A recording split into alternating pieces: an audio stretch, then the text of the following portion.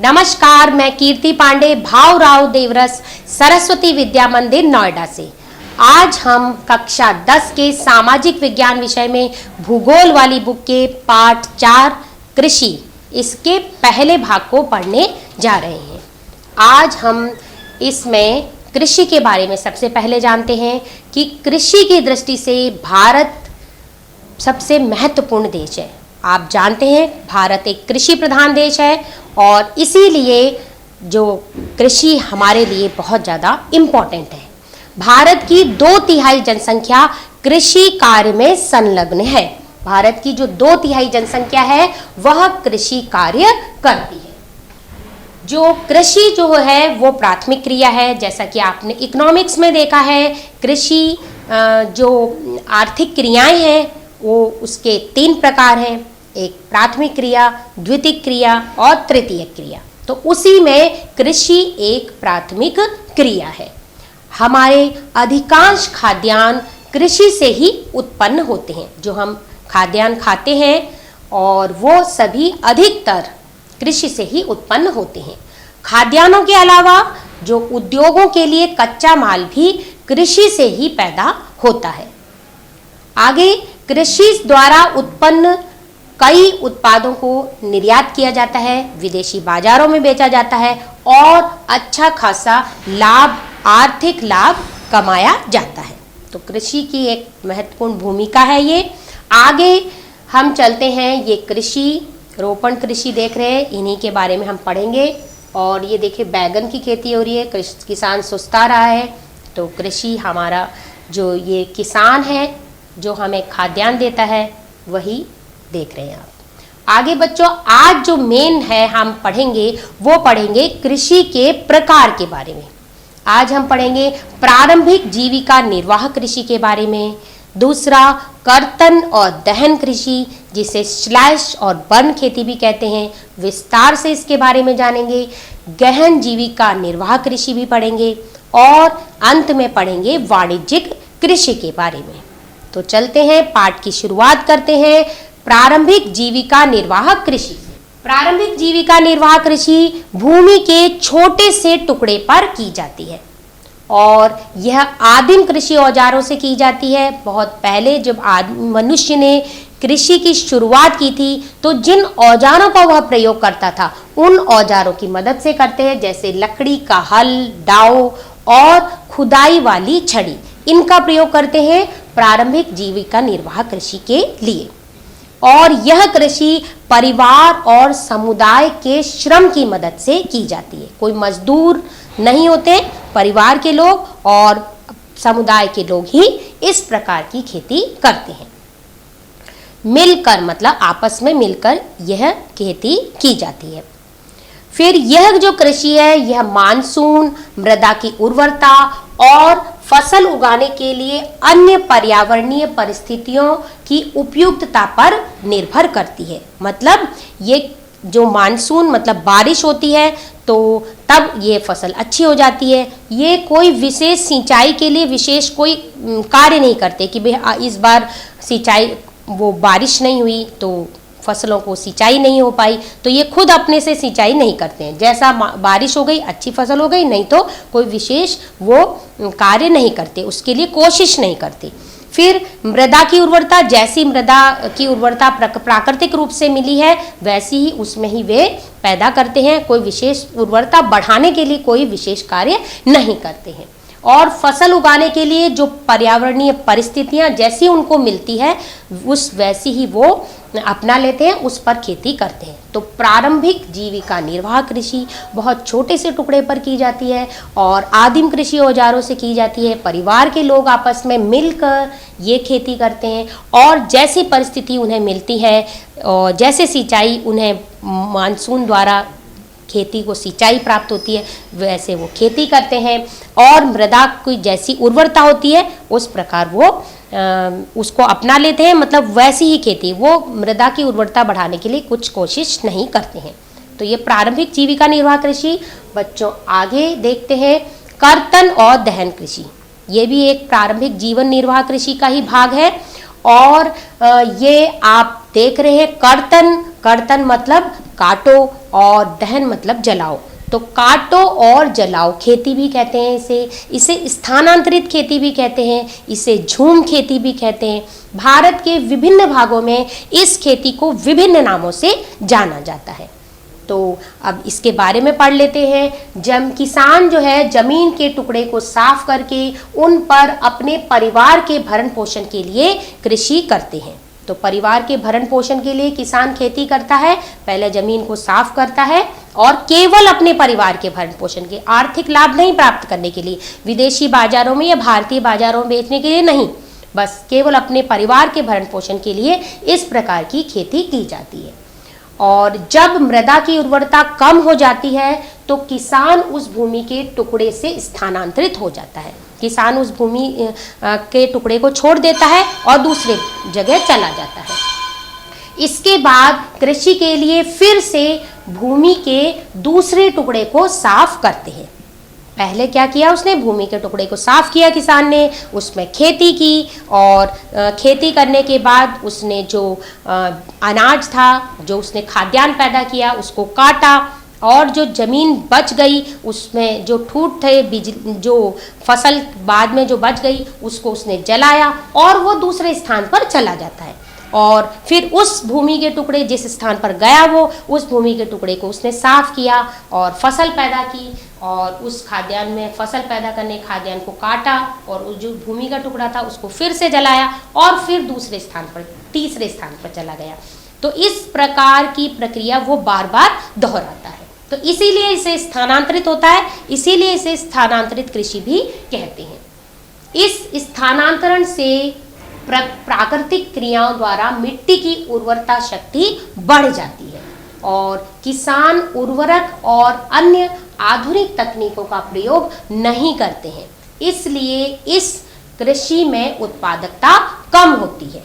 इसीलिए इस कृषि में उत्पादकता कम होती है और इस कृषि को देश के विभिन्न भागों में विभिन्न नामों से जाना जाता है, जो कि हम अगली स्लाइड में पढ़ेंगे। इसका बच्चों आप स्क्रीनशॉट ले लीजिए, इम्पॉर्टेंट है ये। आगे चलते हैं हम। भारत के विभिन्न भागों में इसे विभिन्न नामों से जाना जाता है। ये पहले चित्र देख लीजिए, चित्र ये है और ये आपके एनसीईआरटी की बुक में है। ये भूमि का टुकड़ा, यहाँ पर उन्होंने खेती की और इसमें जो फसल थी उसको काटा और जो शेष भाग था उसको जलाया और वो दूसरे स्थान पर चला गया। तो कर्तन और दहन कृषि के विभिन्न नाम भारत के विभिन्न प्रदेशों में विभिन्न नामों से इसे पुकारा जाता है, उसी के बारे में हम जान रहे हैं कि उत्तर पूर्वी राज्य भारत के जो नॉर्थ ईस्ट है, जैसे कि असम, मेघालय, मणिपुर और असम, मेघालय, मिजोरम और नागालैंड, यहाँ पर झूम खेती के नाम से जाना जाता है और मणिपुर में पामलू नाम से जाना जाता है। तो उत्तर पूर्व के अधिकतर सभी राज्यों में झूम खेती है और मणिपुर में पामलू है। तो मैप में देखते हैं, जो ये आपके उत्तर पूर्व के ये जो राज्य हैं इनके बारे में बात हो रही है। तो ये जो मणिपुर है, ये मणिपुर, यहाँ पर पामलू कहते हैं और अन्य सभी राज्यों में झूम खेती के नाम से इस खेती को जाना जाता है। फिर छत्तीसगढ़ का जो बस्तर जिला है वहाँ पर और अंडमान निकोबार में इसे कहते हैं दीपा। देखते हैं और आप देख रहे हैं ये यहाँ पर, ये छत्तीसगढ़ है यहाँ पर और ये अंडमान निकोबार, यहाँ पर इसे दीपा नाम से जाना जाता है। फिर मध्य प्रदेश में बेबर और दहिया नाम से, तो मध्य प्रदेश तो आपको मालूम ही है, शब्द से ही क्लियर है कि ये मध्य प्रदेश और भारत का मध्य भाग, यहाँ पर जो है बेबर और दहिया नाम से जाना जाता है।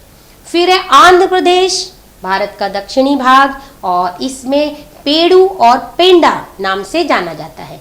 तो ये आंध्र प्रदेश देख रहे हैं, यहाँ पर पेड़ू और पेंडा नाम से जानते हैं। और इसी प्रकार उड़ीसा, उसमें पामाडाबी, कोमान और बरिंगा 3 नामों से जानते हैं। तो उड़ीसा, ये आप देख रहे हैं, ये है उड़ीसा यहाँ पर, और यहाँ पर 3 नामों से जानते हैं, पामाडाबी, कोमान और बरिंगा। तो इस प्रकार आगे पश्चिमी घाट, वहाँ पर कुमारी कहते हैं।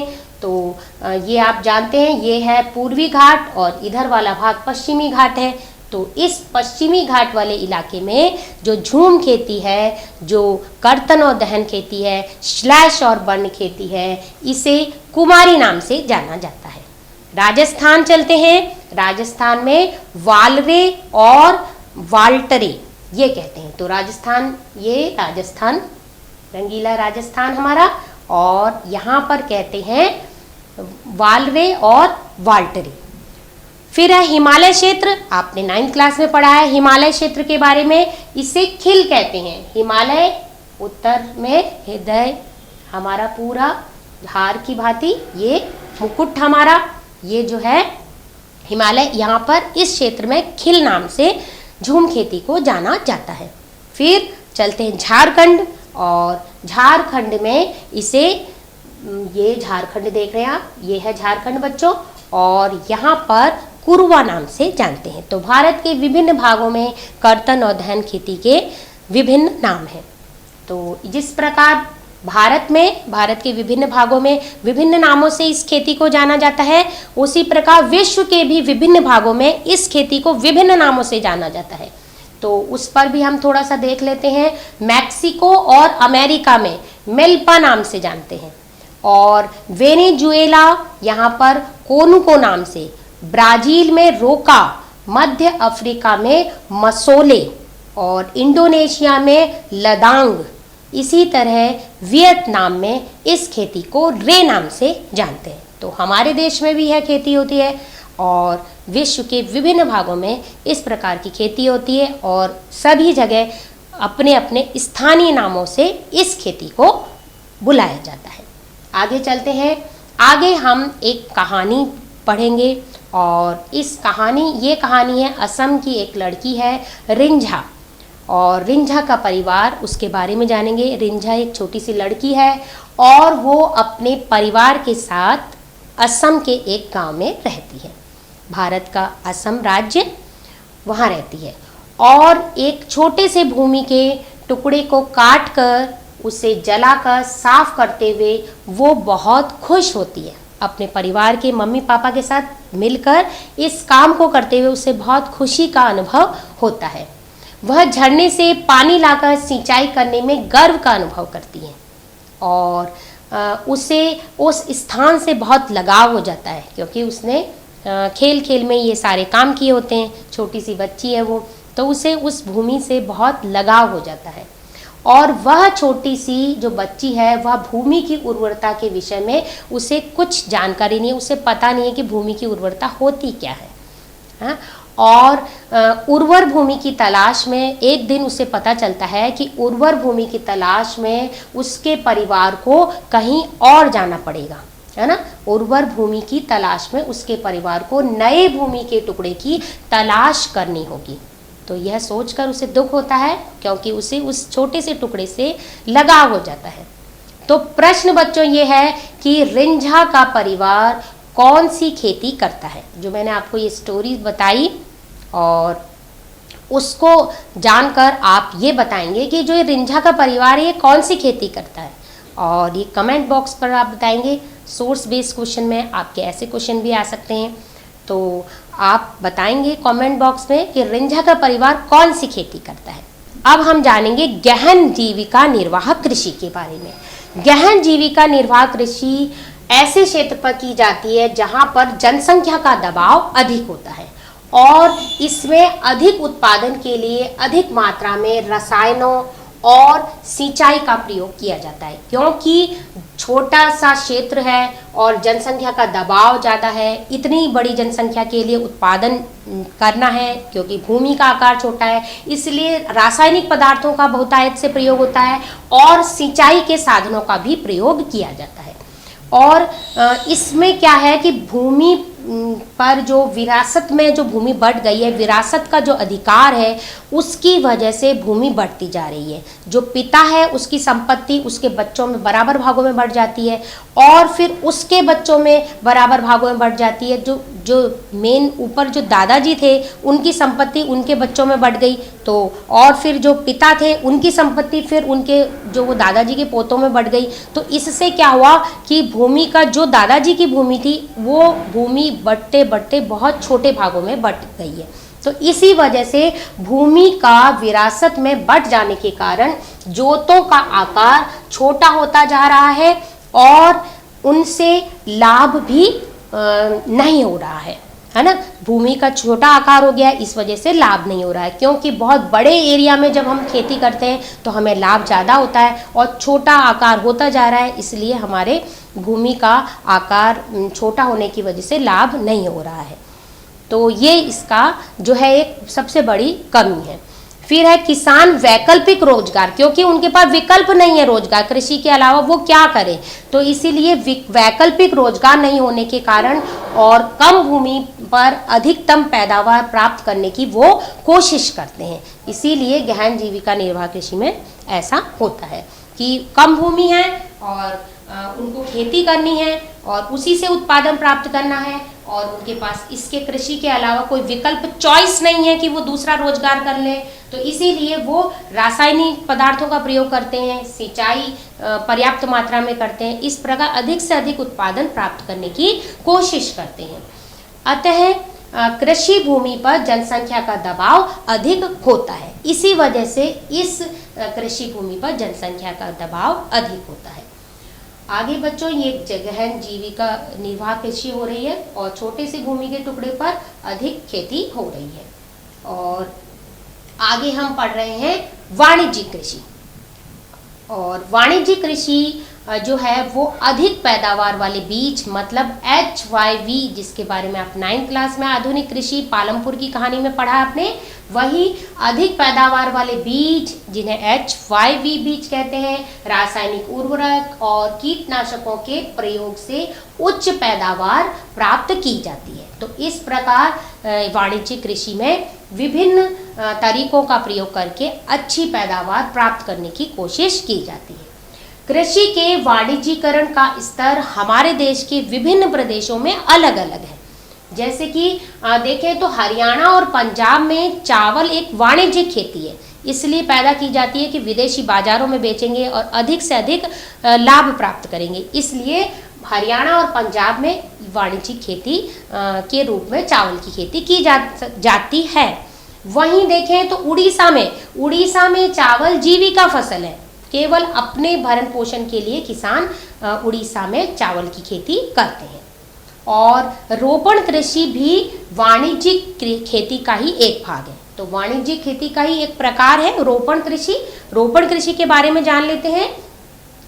इस प्रकार की जो खेती है वो लंबे चौड़े क्षेत्र पर की जाती है और एकल फसल बोई जाती है। एक फसल बोते भूमि के बहुत बड़े एरिया में एक फसल बोई जाती है रोपण कृषि में। और इसी में यह कृषि उद्योग और कृषि, ये जो इस प्रकार की जो रोपण कृषि है, ये उद्योग और कृषि के बीच एक अंतरापृष्ठ का कार्य करती है। कृषि से जो उत्पादन होता है वो उद्योगों में जाता है और उद्योगों के लिए वो कच्चा माल पैदा करती है इसी तरह से। और रोपण कृषि व्यापक क्षेत्र पर की जाती है, बहुत बड़े एरिया पर की जाती है, जैसे कि इसमें शुरुआत में पढ़ा हमने, तो बहुत बड़े क्षेत्र पर ये की जाती है। और यह कृषि श्रमिकों की सहायता से की जाती है, क्योंकि बहुत बड़े एरिया पर बहुत बड़ा उत्पादन प्राप्त करना है, इसीलिए यह कृषि श्रमिकों मजदूरों की मदद से की जाती है। इससे प्राप्त सारा उत्पादन उद्योगों में कच्चे माल के रूप में प्रयोग होता है, तो उद्योगों के लिए ये कच्चा माल पैदा करती है, जैसा हमने ऊपर जाना। और भारत में चाय, कॉफ़ी, रबर, गन्ना और केले की खेती रोपण कृषि के ही एक प्रकार है, जिसके बारे में हम अगले भागों में इन्हीं खेती के बारे में पढ़ेंगे। तो चाय, कॉफ़ी, रबर, गन्ना और केला ये रोपण कृषि की फसलें हैं। आगे इस फसल के उत्पादन बिक्री के लिए होता है, मतलब विदेशी बाजारों में बेचते हैं, भारतीय बाजारों में बेचते हैं, अतिरिक्त उत्पादन करते हैं, तो बेचने के लिए होता है। इसलिए इसके विकास में परिवहन और संचार से संबंधित उद्योग और बाजार महत्वपूर्ण योगदान देते हैं।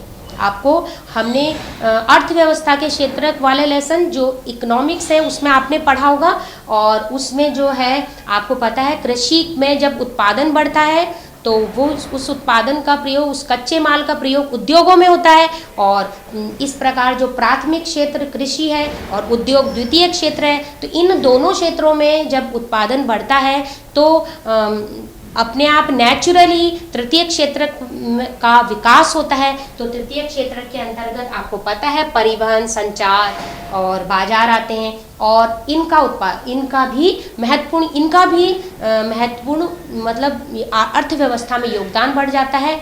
और ये जब योगदान देते हैं तो ये सभी का उत्पादन बढ़ जाता है। तो इस प्रकार इस कृषि से, जो वाणिज्यिक कृषि है उससे प्राथमिक क्षेत्र में उत्पादन होता है, वह द्वितीय क्षेत्र में उद्योगों में जाता है कच्चे माल के रूप में, और इससे तृतीय क्षेत्र परिवहन और संचार महत्वपूर्ण इसमें भूमिका निभाते हैं। इस वजह से इनका भी विकास होता है। आगे चलते हैं। आगे हम देख रहे हैं, ये देख रहे हैं आप, वाणिज्यिक कृषि हो रही है और इस बहुत बड़े क्षेत्र में, और आधुनिक कृषि उपकरणों की वजह से हो रही है यह खेती। और ये देख रहे हैं आप, चाय के बागान है बहुत बड़े क्षेत्र में, और ये ऊपर से नीचे तक। और इसके बारे में हम अगले भाग में चाय की खेती के बारे में पढ़ेंगे, तब हम विस्तार से चाय के बारे में जानेंगे। आगे हम पढ़ रहे हैं, आज जो हमने पढ़ा बच्चों उसका माइंड मैप देख लेते हैं। शॉर्ट में आज जो हमने पढ़ा उसको हम देख लेते हैं। सबसे पहले बच्चों हमने जाना था प्रारंभिक जीविका निर्वाह कृषि के बारे में। तो छोटे से भूमि के टुकड़े पर की जाती है, आदिम कृषि औजारों से की जाती है, और परिवार की मदद से की जाती है, परिवार और समुदाय की मदद से की जाती है। तो ये हमने जाना था। कर्तन और दहन कृषि, जिसे स्लैश और वन खेती भी कहते हैं, काटो और जलाओ खेती भी कहते हैं, स्थानांतरित खेती भी कहते हैं, झूम, दीपा, खील और रोका भी कहते हैं। भारत के विभिन्न भागों में विभिन्न नामों से जानते हैं, ये हमने जाना था। फिर और यह कृषि का एक प्राचीनतम तरीका है। और आगे हमने गहन कृषि के बारे में पढ़ा था, जिस पर जनसंख्या का दबाव ज़्यादा होता है, वहाँ पर गहन जीविका कृषि होती है। आधुनिक तकनीक का प्रयोग किया जाता है, और विरासत का जो अधिकार है उसकी वजह से जोतों का आकार छोटा होता जा रहा है। तो यह इसकी बड़ी कमी है। फिर हमने पढ़ा था लास्ट में वाणिज्यिक कृषि के बारे में। तो वाणिज्यिक कृषि जो है वो आधुनिक तकनीक और लाभ और रोपण, आधुनिक तकनीक की मदद से किया जाता है ना। बड़ी नई नई जो टेक्नोलॉजी है दिन प्रतिदिन जिनका आविष्कार हो रहा है, उनकी मदद से यह कृषि की जाती है। और यह कृषि लाभ प्राप्ति के लिए की जाती है, बहुत बड़े पैमाने पर लाभ प्राप्त हो, इसलिए यह कृषि की जाती है।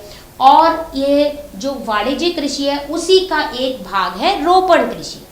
और रोपण कृषि में क्या है, बहुत बड़े भूभाग पर, बहुत बड़े एरिया पर एकल कृषि की जाती है, और उद्योगों के लिए ये कच्चा माल पैदा करती है, और अधिक पूंजी और श्रम की मदद से यह होती है। पूंजी का बहुत ज़्यादा प्रयोग किया जाता है, और श्रम भी इसमें बहुत ज़्यादा, मजदूरों की मदद से ये खेती की जाती है। और चाय, कॉफ़ी, रबर, गन्ना और केला, यह रोपण कृषि की महत्वपूर्ण मुख्य फसलें हैं। तो बच्चों हमने ये आज का भाग पढ़ा, ये इम्पॉर्टेंट है, ये माइंड मैप, आप इसका स्क्रीनशॉट ले लीजिए बच्चों। और बच्चों आज का भाग समाप्त हुआ। धन्यवाद, नमस्कार।